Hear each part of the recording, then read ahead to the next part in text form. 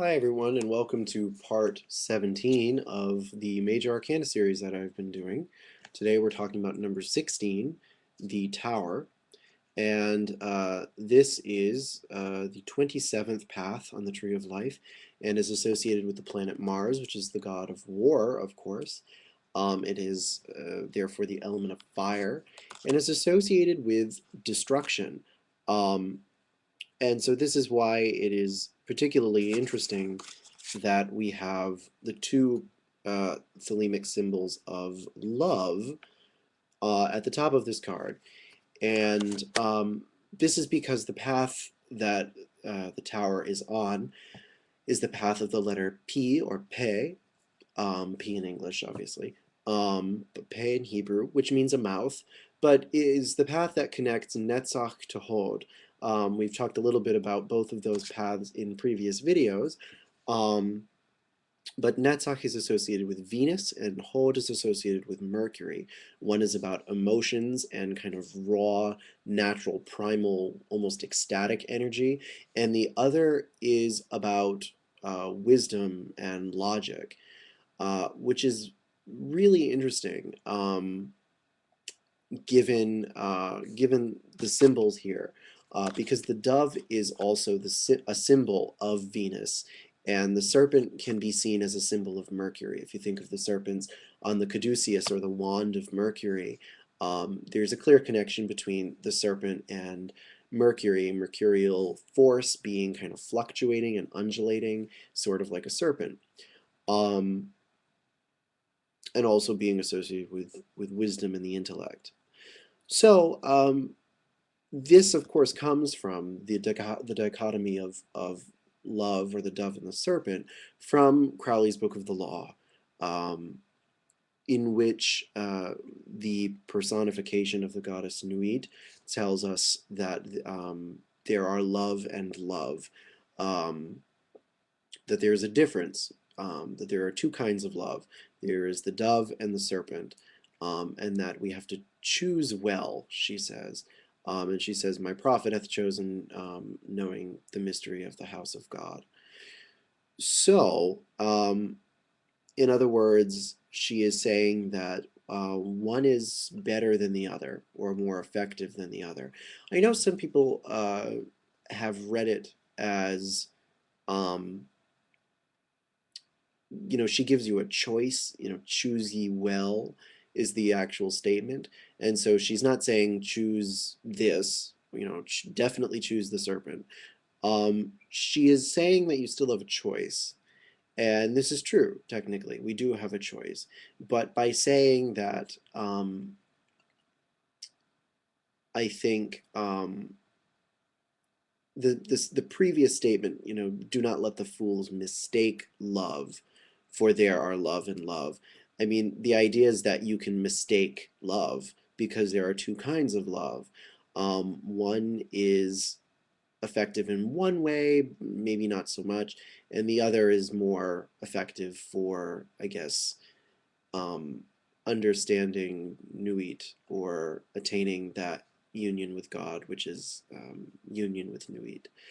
So, um, so we are basically saying that Venus, the kind of love represented by Venus, or the dove, which of course is also a symbol of the Holy Spirit in Christianity, is not as effective as the serpent because of the nature of the house of God. The tower, one of its old titles from the tower, the Tower of Marseille, is La Maison Dieu, the house of God. Um, and so that is why this card has said symbols on top of it, or at the top of it. Um, but what exactly is the house of God, and why is the form of love represented by the serpent superior to it? Um, I think, that we have to see the house of God as the ego, which is how most people read it. It is essentially the part of consciousness that is grounded in I suppose, polarization. Because of course this is one of the reciprocal paths. It goes like this. It's horizontal on the tree of life. And so it is in some ways the same thing. You know, we've talked about comparing paths that are opposite each other on the tree of life throughout these videos. And in this case, we have to compare it to the parallel paths above it, sort of like the rungs of a ladder. Directly above it is lust, and above lust is the Empress. So all of these things have something in common. And the most interesting thing is that, you know, the Empress is Venus. She is the essence of Venus in her highest form, and therefore her symbol is the dove. So for her, you know, she represents love, the love between polarization at the highest level, and she represents the dove. Whereas on the next level down, between Chesed and Geburah, we have lust, which is the serpent, you know, the lion serpent. Its letter is Tet, and so Tet means a serpent. So we have, before the tower already, the dove and the serpent dichotomy set up for us. And the really interesting thing is that the dove is actually the highest form of love shown, even though technically the usually accepted answer to the, you know, love versus love question is that the serpent is superior because it represents the masculine, um, it represents wisdom, and it represents kind of the magical force, which is what Crowley was all about, and what Thelema is supposed to be about. And so therefore, it's sort of easy to disregard the fact that the dove still is relevant, I think. It's really tricky, I think, because we are confronted with the fact that we are supposed to supposedly choose one or the other. Um, and I'm not sure if this card really gives us a sense of what is better. I mean, the one thing that we do know is that the dove clearly does not fit in with this card. The dove is a symbol of peace traditionally. And I think that's what the basic understanding is that the dove is supposed to be representative of passive love, whereas the serpent is a symbol more of active love, of erotic love, as opposed to, I don't even know what to call it, self-sacrificial love, basically, peaceful love. That love is on its lowest level, on its lowest arc on the tree of life, is a kind of battle. You know, not to quote the Pat Benatar song, but you know, love is a battlefield in this case. Um, so it is because love is about the interaction and eventual harmonization of opposites. And being a reciprocal path, we have the dichotomy here of the emotions versus the intellect. And in that case, it is a war. We are constantly fighting in ourselves about what we feel versus how we think and which one we should follow. And well, I really should write these down before I talk about them, shouldn't I? But I sort of prefer to do it off the top of my head because sometimes things come to me that I wouldn't have thought of if I had prepped for it. Um, where was I? Oh, so my point is that, you know, a lot of lower consciousness is formulated by the difference between our emotions and our intellect. Um, but war is also, of course, destructive. And presumably the idea is that the two of those, the two opposites, need to destroy each other, that love can be represented by the destruction of those two things. That love cannot be represented as a passive thing, as a peaceful thing, because it involves destruction. Because love has to do with, at its highest arc, or higher arcs, with the obliteration of opposites. That love is the force that drives the universe because there are opposites that need to be reconciled. Because, of course, everything is the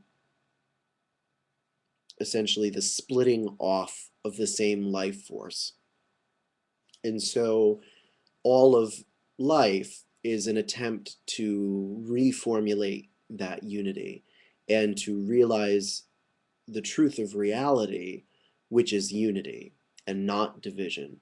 And that is why we have the Eye of Horus or the Eye of Shiva at the top.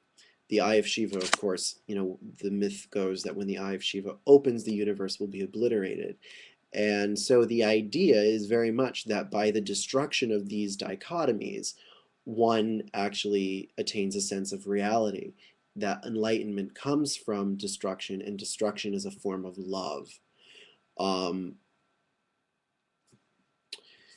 and of course, we have 9 tongues of fire coming from the mouth. Remember that the card's letter is Pe, which means mouth in Hebrew. And 9 is the number of the moon, or Yesod, which is what we're getting into here at this point in the tree. And Yesod is the heart of illusion. It is the subconscious, not necessarily the unconscious, but the subconscious. And it is the source of illusion for us. And so what is being destroyed here is illusion. The illusion is the tower. The tower is essentially the constructed self. It is basically the self that we have constructed from subconscious things, but also the interplay between emotions and intellect, I would say. And it is the very vulnerable part of us. It's sort of like, kind of like Freud's image of the iceberg. I sort of see it as a whole continent or something. The individual consciousness is a continent, and the ego, or the part of it that you're only aware of, is maybe one town out of the whole thing. Um, and that town or city, whatever, functions really well by itself. It has laws, it governs itself in a way that functions, but it's very xenophobic. It doesn't like to open up to the rest of the continent. Um, this is kind of a bad allegory, but this is how I like to think of it. And so in that way, it is a fortress, and it needs to be broken down in order to experience the totality of what it is. The whole identity is this continent, this much larger landmass, but consciousness is only aware of the smallest aspect of it. Um, and so that's what this card is really getting at. It is about obliteration of the illusion of the small self, of the self that is not functioning, actually. The idea is that it is incredibly false, the self that we create, because we want to believe it is more real than it actually is. So that's about it. I mean, there's a lot more I can say about this, but I will see you next time for the star. Thank you. Take care. Bye.